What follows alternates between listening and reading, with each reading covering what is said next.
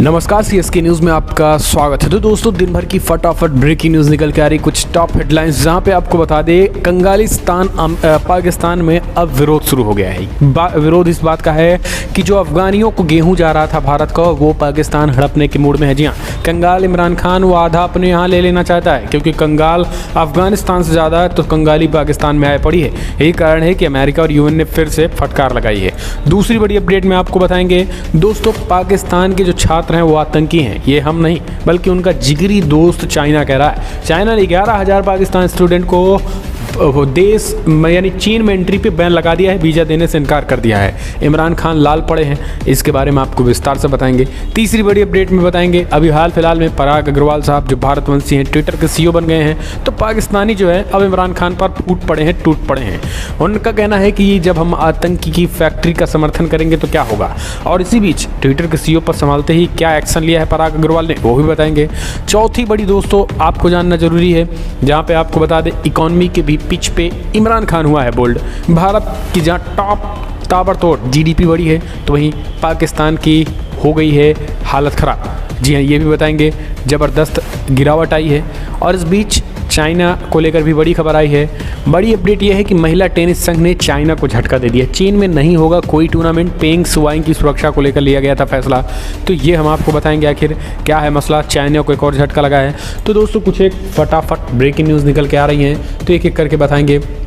कांग्रेस में भी बगावत निकल के आ रहा, वो हम आपको बताएंगे। जम्मू कश्मीर से कुछ एक बड़ी खबर आई है। बीएसएफ आपको बता दें पाकिस्तान ड्रोन हमला कर रहा था भारत पर, ड्रग्स भेज रहा था, उसको भी सेना ने निष्क्रिय कर दिया है, पाकिस्तानी ड्रोनों को तबाह कर दिया। तो दोस्तों 5, 7, 10 खबरें निकल के आ रही हैं अच्छी, वो हम आपको बताएंगे। लेकिन उससे पहले छोटा सा मैदान, अगर आपने चैनल को सब्सक्राइब नहीं किया तो पल के अपडेट के लिए चैनल को सब्सक्राइब करना ना भूलो। इस वीडियो को लाइक करके कमेंट के माध्यम से जय हिंद लिखना मत भूलेगा। दोस्तों दरअसल पहली बड़ी अपडेट, बीएसएफ ने पाकिस्तान की ओर से आ रहे ड्रोन पर हमला कर वापस भगा दिया है। ड्रग्स के 4 पैकेट भी बरामद किए गए हैं। पाकिस्तान का ड्रोन जो है इस बार तबाह होने से बचा है। दोस्तों, सीमा सुरक्षा बल ने बुधवार को कहा है कि उनके सैनिकों ने अमृतसर सेक्टर में भारत पाकिस्तान सीमा पर एक ड्रोन पर हमला करके उसे वापस जाने पर मजबूर कर दिया। पाकिस्तान किस तरीके से टूट चुका है, पहले पाकिस्तान नीचे गड्ढे खोद करके, जी हाँ, अंडरपास के जरिए घुसपैठ कर रहा था। पहले ऊपर से किया, फिर नहीं हुआ तो नीचे से अंडरपास करके किया, अब ना हुआ तो ऊपर से जो है घुसपैठ यानी बाई ड्रोन घुसपैठ करने की कोशिश की जा रही है।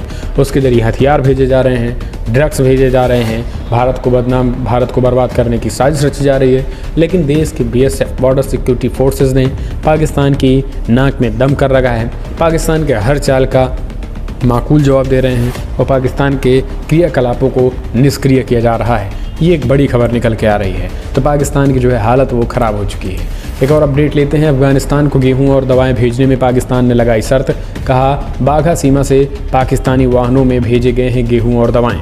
दोस्तों, भारत से अफगानिस्तान को मदद के तौर पर 5 लाख क्विंटल गेहूं और जीवन रक्षक दवाएं भेजने के लिए मार्ग देने की मजबूरी में घोषणा करने वाला पाकिस्तान अब आपूर्ति में अड़ंगे लगा रहा है। प्रधानमंत्री इमरान खान द्वारा मार्ग देने की घोषणा करने और भारत सरकार को इस बाबत जानकारी देने के बाद पाकिस्तान सरकार ने शर्त रखी है।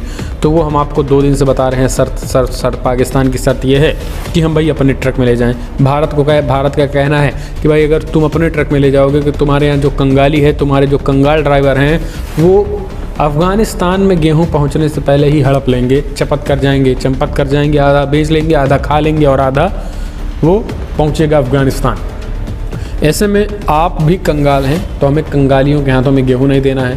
पहले तो सिर्फ सुरक्षा दीजिए ताकि पाकिस्तान से सुरक्षित हमारे ट्रकों से चला जाए। लगभग 5,000 ट्रक गेहूं जाना है, रवाना होना है। भारी भरकम गेहूं जो है वो अफ़गानिस्तान भेज रहा है भारत। दरअसल ये चीज़ें यूएन और अमेरिका के कहीं ना कहीं एक तरीके से हम कह सकते हैं कि उनसे बातचीत करके भारत ऐसा कदम उठा रहा है। यूएन और अमेरिका ने काफ़ी भारत को प्रेशर किया कि आप दीजिए, मानवता के लिए ही दीजिए। तो भारत ने अब मानवता के लिए काम किया, लेकिन अब भारत को क्या पता कि मानवता के लिए पाकिस्तान कंगाल अपने लिए लग गया है, यानी भारत के गेहूं को खुद ही हड़पने में इमरान खान लग गया है। हालांकि अब जब भारत ने इसकी शिकायत यूएन और अमेरिका से की, तो फिर अमेरिका और यूएन ने कंगाल इमरान को फटकार लगाई। उन्होंने कहा है कि आप बाद में खाइएगा, बाद में आप ले लीजिएगा, आपसे ज़्यादा कंगाली अफगानिस्तान में है। एक और अपडेट लेते हैं। कंगाल पाकिस्तान आतंक की फैक्ट्री कैसे है, ये हम नहीं चाइना भी कहने लगा है। चाइना ने 11,000 पाकि स्टूडेंटों को अब अपने कॉलेज में लौटने नहीं देगा। बताया उनकी जो हरकतें हैं वो संदिग्ध हैं। बड़ी खबर निकल के आ रही। जी हाँ, पाकिस्तान के जो आतंकी छात्र हैं इनके जो है हालत, इनकी जो एक्टिविटी है वो संदिग्ध है। ये कोई और नहीं, चाइना कह रहा है 11,000 पाकिस्तानी स्टूडेंट का करियर तबाह होने की कगार पर पहुंच चुका है। चीन ने स्पष्ट कर दिया कि पाकिस्तान के 11,000 और बाकी और छात्रों को उसने रखा है, लेकिन उनमें से 11,000 पाकिस्तानी ऐसे हैं जिनकी एक्टिविटी संदिग्ध है, तो उनको चीन अपने यहाँ लेने से साफ इनकार कर दिया। उन्होंने कहा है कि किसी भी तरीके से हम आपको एंट्री नहीं दे सकते हैं। ये बड़ी खबर निकल के आ रही है। अब आप समझ सकते हैं कि चाइना जो है, चाइना जिस तरीके का काम कर रहा है, पाकिस्तान के साथ दोस्ती, दूसरी तरफ अपने देश के साथ समझौता या खिलवाड़ नहीं कर रहा है। लेकिन हमारे देश में अभी होता तो हो हल्ला शुरू हो गया होता। अब आप देखिए इतना याराना है, लेकिन उसके बावजूद भी पाकिस्तान को फटकारा, कहा आपके जो स्टूडेंट है ये छात्र कम आतंकी ज़्यादा हैं, इसलिए 11,000 आतंकियों पे घुसने पे रोक लगा दिया है। इमरान खान लाल पड़े बैठे हैं। अगली एक और अपडेट लेते हैं। दोस्तों, इकॉनमी की पिच पर भी इमरान खान बोल्ड, भारत के मुकाबले 1.10 पाकिस्तान, जी हाँ 1 पाकिस्तान 10 भारत। दोस्तों, खेल का मैदान हो या कोई अंतर्राष्ट्रीय मंच, भारत और पाकिस्तान के बीच मुकाबला तगड़ा होता है। लेकिन क्या पाकिस्तान सही में आज भारत से मुकाबले के लिए बराबरी में? आर्थिक तौर पर देखें तो भारत से मुकाबले में पाकिस्तान कहीं नहीं टिक रहा। भारतीय अर्थव्यवस्था दुनिया में सबसे तेज़ी के साथ बूस्ट कर रही अर्थव्यवस्था में बढ़ रही है, जबकि पाकिस्तान कर्ज में डूबता जा रहा है। जीडीपी किसी भी देश की आर्थिक सेहत को मापने का सबसे सटीक पैमाना है। वित्त वर्ष 2021 और 22 की पहली तिमाही में भारत की जीडीपी ग्रोथ रेट रिकॉर्ड 20% रही थी, जबकि दूसरी तिमाही में 8.5% जीडीपी ग्रोथ रही है। अनुमान लगाया जा रहा है कि चालू वित्त वर्ष में भारत की जीडीपी ग्रोथ 9 से 10% रही है, जबकि पाकिस्तान की जीडीपी ग्रोथ लगभग 3 से 4% रहने का अनुमान लगाया गया। कोरोना की वजह से दुनिया की इकॉनमी प्रभावित हुई है, लेकिन कोरोना संकट के दौरान भारतीय अर्थव्यवस्था को रिकवरी देखने को मिली है और इसमें दुनिया हैरान है, जबकि पाकिस्तान की इकॉनमी दिनों दिन और संकट में घिरती जा रही है। हम चलते हैं, एक और अपडेट लेते हैं। चीन के खिलाफ सड़कों पर उतर रहे हैं पाकिस्तानी। ये अब आप समझिए, हालांकि हम आपको बताएं ना कि छात्रों को जब रोक दिया है तो चीन के खिलाफ पाकिस्तान में जाहिर सी बात है विरोध होगा। तो अब जो है इमरान खान को अब चाइना भी खटकने लगा है और चीन भी पाकिस्तान से दूर होना चाहता है, क्योंकि दोस्तों इसके पीछे की जो बड़ी रीज़न है वो है आर्थिक। कंगाल पाकिस्तान को इतना पैसा चाहिए, इतना पैसा कि चाइना जो है कभी पूर्ति कर ही नहीं सकता है कंगाल इमरान की। यही कारण है कि चाइना भी अब सारे प्रोजेक्ट समेत तमाम मुद्दों को लेकर अब धीरे धीरे साइड हो रहा है, क्योंकि उसको पता हो गया है कि ये कंगाल पूरी तरीके से कंगाल है, इसका कुछ हो नहीं सकता है, ना तो उद्धार हो सकता है, ना तो ये अपने दम पर पाकिस्तान कुछ कर सकता है। इसलिए ये कहीं ना कहीं एक तरीके से पैसा लेता ही रहेगा और कुछ होने वाला नहीं है। उसको भी पता है भारत के खिलाफ भी पाकिस्तान कोई ऐसी साजिश नहीं कर सकता है जिसमें पाकिस्तान या चाइना भारत के खिलाफ कुछ एक्शन लेकर वो पार हो जाए। तो हर तरीके से अब पाकिस्तान भी नेगलेक्ट होने लगा है चीन की निगाह में भी। यही कारण है कि चीन भी सख्ती बरतने लगा है, तो पाकिस्तान में प्रोटेस्ट होने लगे। अगली अपडेट, फिटनेस अभियान। पीएम मोदी की पहल पर नीरज चोपड़ा गुजरात के 75 स्कूलों का दौरा करेंगे और छात्रों से मिलेंगे, फिटनेस के बारे में बताएंगे। दोस्तों, टोक्यो ओलंपिक में खेलने वाले खिलाड़ियों और पदक विजेताओं में अपने आवास पर मुलाकात के दौरान पीएम मोदी ने सभी खिलाड़ियों से अपील की है कि 75 स्कूलों का दौरा कर छात्रों को संतुलित आहार के बारे में बताएं। पीएम की इस अपील के बाद खेल मंत्री अनुराग ठाकुर टोक्यो ओलंपिक के स्वर्ण पदक विजेता नीरज चोपड़ा के जरिए इस अभियान को शुरुआत करने जा रहे हैं। नीरज 4 दिसंबर को अहमदाबाद के संस्कार धाम स्कूल का दौरा करेंगे, जहां से गुजरात के 75 स्कूलों के बच्चों से बातचीत कर अपने आहार और संतुलित आहार के अलावा खेल फिटनेस के संबंध में बातचीत कर उन्हें प्रेरित करेंगे। प्रधानमंत्री ने खिलाड़ियों से अपील इसलिए की थी कि छात्र संतुलित आहार के बारे में जान सकें और खिलाड़ियों से प्रेरणा लेकर कुपोषण से दूर हो सकें। हम चलते हैं, एक और अपडेट लेते हैं। बड़ी खबर, महिला टेनिस संघ, चीन में नहीं होगा कोई टूर्नामेंट, पेंग शुआई की सुरक्षा को लेकर लिया गया फैसला। दोस्तों, महिला टेनिस संघ WTA ने बुधवार को कहा है कि उसने पूर्व युगल विश्व नंबर 1 पेंग शुआई की सुरक्षा को लेकर चिंताओं के कारण चीन में टूर्नामेंट को स्थगित करने का फैसला किया। WTA के मुख्य कार्यकारी स्टीव साइमन ने एक बयान में कहा है कि मैं यहाँ प्रतिस्पर्धा करने के लिए कैसे कह सकता हूँ जब पेंग शुआई को स्वतंत्र रूप से संवाद करने की अनुमति नहीं है।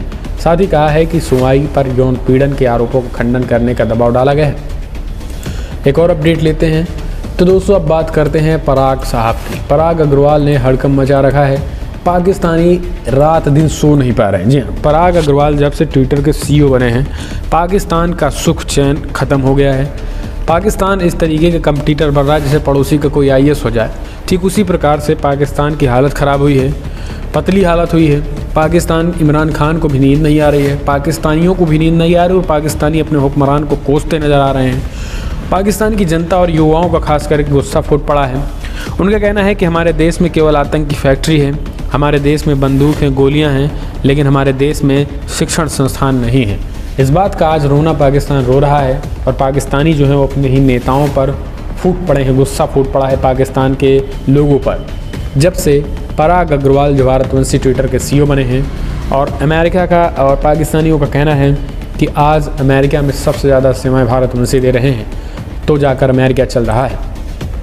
एक और अपडेट लेते हैं दोस्तों, अब आप बड़ी खबर निकल के आ रही, कृष्ण जन्मभूमि पे के मंदिर निर्माण चाहते हैं या नहीं। केशव प्रसाद मौर्य का सपा प्रमुख से सवाल पूछा है। दोस्तों, यूपी के डिप्टी CM केशव प्रसाद मौर्य ने अब मथुरा की बारी बताया है। बयान देकर प्रदेश की सियासी पारा चढ़ा दिया है। केशव ने कहा है कि अयोध्या और मथुरा में भव्य मंदिर निर्माण जारी है और मथुरा की बारी है। केशव ने इस बारे में समाजवादी पार्टी के अखिलेश यादव समेत विपक्षी दलों में कड़ी प्रतिक्रिया जताई है। अखिलेश ने केशव प्रसाद मौर्य से पलटवार किया है। डिप्टी CM ने कहा कि विपक्षी राजनीतिक दल के लोग तुष्टिकरण की राजनीति करते हैं और बाद में वहाँ नतमस्तक होते हैं। अयोध्या में रामलला की जन्मभूमि पर भव्य मंदिर का निर्माण हो रहा है। काशी में बाबा विश्वनाथ का भव्य कॉरिडोर बन रहा है। विपक्ष पर निशाना साधते हुए केशव मौर्य ने कहा है कि मथुरा में श्री कृष्ण की जन्मभूमि पे भव्य मंदिर बने हैं और बन रहे हैं, बनेगा, लेकिन इस पे अखिलेश का क्या कहना है। तो अखिलेश की राय पूछी गई है। दोस्तों, एक और अपडेट लेते हैं। आपको बता दें कि बड़ी खबर जम्मू कश्मीर से निकल के आ रही है, जहाँ पे कांग्रेस नहीं जीत पाएगी 300 सीटें। कश्मीर में फिर से आर्टिकल 370 लागू करना नामुमकिन, बोले गुलाम नबी आज़ाद।